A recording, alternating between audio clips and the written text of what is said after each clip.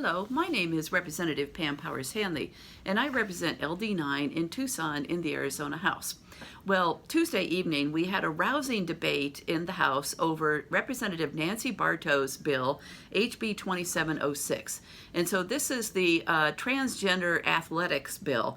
It was debated heavily in the Health and Human Services Committee a few weeks ago, and yesterday it was heard on the House. Now, we had heard that there were enough Republicans who thought this was a bad idea that the bill was not going to be heard, but apparently all 31 House Republicans stood in a line and marched lockstep with Nancy Barto to get this thing shoved through the House Tuesday night. And so this bill is a horrible idea. So basically, this is another one of those Republican anybody can complain bills and start some sort of a lawsuit or investigation.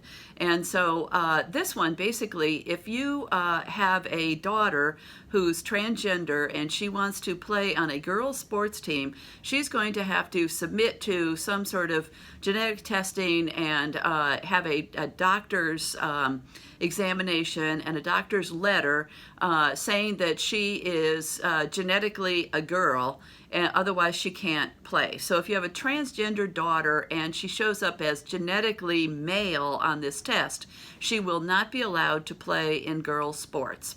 So my problem with this bill is that it is overly broad, and it would spark all sorts of unnecessary lawsuits in addition to bullying and making young girls feel uncomfortable. Because, for example, Representative Kavanaugh said this was no big deal because only the trans girls would have to be examined and have a doctor's letter. But that's not true, because this is an anybody can complain bill. So you could have a daughter who is genetically born a girl, but she's buff and she's good at sports, and maybe she wears her hair short, and somebody on the opposing team could say, that girl is not a girl.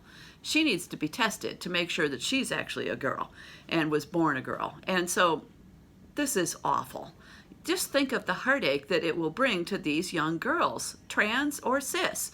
You know, I don't like this idea. Just because a girl doesn't look really feminine, and just because a girl has muscles and she's strong and she's fast, we shouldn't be questioning her gender, okay?